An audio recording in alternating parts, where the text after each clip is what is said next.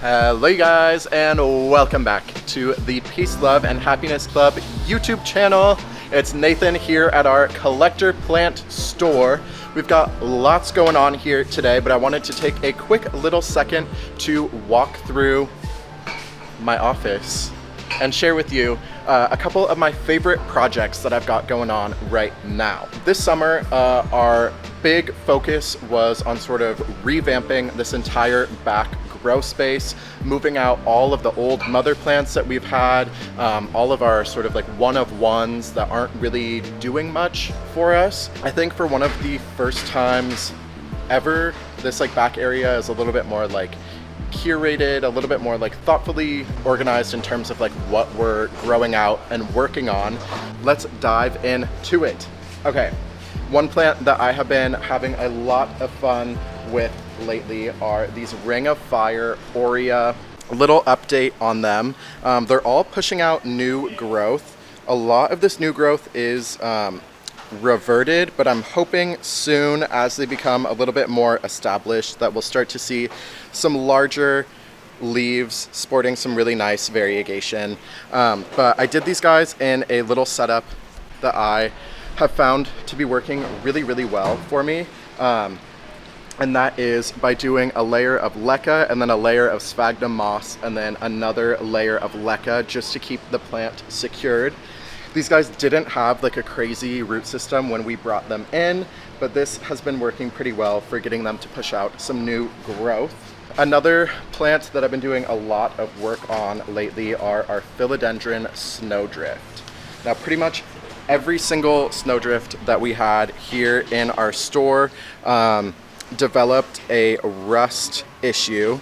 So what I've done on all of our mother plants is I chopped back all of the leaves, and they're now pushing out some really, really beautiful, highly variegated leaves.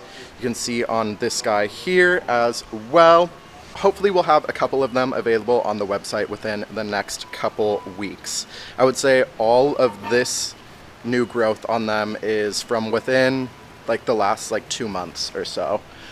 We've also got a couple more over here. I'm not 100% certain that these guys are free of rust just yet, so I'm letting them hang out isolated from everybody else for the time being. If you guys remember a while back, I think it might have been one of our more viewed videos. It was a vlog that I did where I propagated so many of our philodendron burl marks, and we are still just overflowing with them.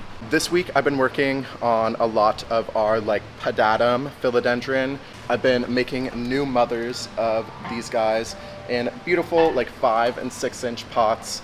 I also made a couple 6'9", 6'8", mothers, so hopefully these guys will establish themselves and start pushing out some nice big leaves. The philodendron caramel marble. Now this guy, mixed feelings about. You can see both of the new leaves that it's put out for us are sporting no variegation at all. We brought it in as a single leaf cutting, so who knows if we'll ever get that variegation back. It is pretty close to this grow light, as you can see.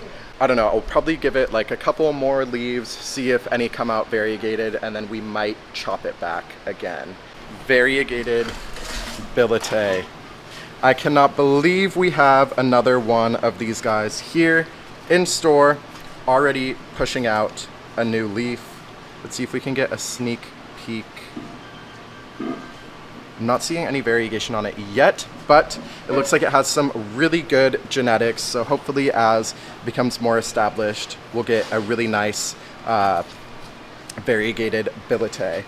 Now, both the caramel marble and the variegated billet are two plants that are very like sentimental to me. This caramel marble was the first like super expensive plant that we sold in the time that I was here, or in the time that I've been here at Peace, Love, and Happiness Club. I remember like the feeling that I had that day that we sold it. Like everybody was so excited. I'm pretty sure it went to somebody in New York. So if you're out there and you have our caramel marble, just know I think about that plant often, and I hope it's doing well for you. And then this variegated billet was most definitely was the most expensive plant that I sold back when I was working retail here at our collector plant store. We sold it to our friends at Botanica's, which is a plant store down in Tacoma. I think since then they've chopped it up and been able to grow it out quite a bit, which has been really, really fun to see on their social media. We're down to all of our variegated Monstera. I've been growing out a lot of these cuttings here, trying to get some really nice variegation from them. Fun fact, this entire tray here that we're growing out is off of a mother plant that we bought off of Manny, our operations manager. They are looking so, so good. And yeah, no, it's kind of fun to be able to multiply a beautiful plant of his. I mean, check this guy out with that half moon. Oh my gosh. I don't know if I've seen that yet. That's the newest leaf, and it's looking so good. Moving down here, we have a Monstera Deliciosa Mint Variegated. This was from our friends over at Plantly. They gifted this to us when they came here for our pop-up. I'm really interested to see how stable that mint is, and if in this bright light it'll slowly turn to a more albo variegation, but we shall see. This is probably my favorite Monstera albo that we've got back here at the moment, and that is because of that beautiful watercolor, like splashy, minty green variegation. Oh my god, I am in love with this thing. So we've got this guy rooting up really nicely here, and like I said, I'm hoping that new growth continues to push out that gorgeous variegation. This one here is like kind of a one-of-one that I'm growing out to see if it will do this again, but this is a sport variegated Florida Ghost. I know the sport variegations on these guys aren't all that uncommon, but this is the first time that we've seen it here at Peace, Love, and Happiness Club. This one is a newer addition as well. This is the Monstera White Monster. This one, I believe, comes from Kunzo, which is pretty neat. Wait. I didn't even know this information, and I feel really blessed to be here in the presence of this plant. Oh. So gorgeous. If you guys follow us on Instagram, you might remember that a while back we got in a bunch of Monstera Sirana. Now, they did not acclimate so well. We experienced a lot of rot with them. I will keep it real with you guys. So what we've done is we've tossed everything that was rotting, chopped them all back, and let them harden off, callus over before we stuck them in any new substrate. So I think we finally got these guys back to a bit of a better state. They're rooting up really, really quickly since we've put them in this aeroid mix, and a couple of them have started to push out new growth as well, which has been spectacular to see. Let's see, we just brought in a bunch of these Aglaonema as well. These guys are the perfect way to add a pop of color to like any space in your home that might receive like a little less light. These Aglaonema are definitely one that can tolerate some lower light. This one here is the Anyamani Red, and then down this way we also have the Aglaonema Kanza, which kind of reminds me of like the Aglaonema Siam. So vibrant and really, really eye-catching. Another word of advice that I have for you guys when it comes to Aglaonema is you definitely want to keep them a bit on the drier side. I often hear people talking about keeping their Aglaonema moist and it being a plant that likes a little bit of extra moisture. I would disagree with that. These guys have got thick rhizomes that if they're staying too wet for too long, they're definitely gonna rot on you. On this guy here, if you're noticing those yellow droopy leaves, that's going to be a sign that your plant is getting too much water.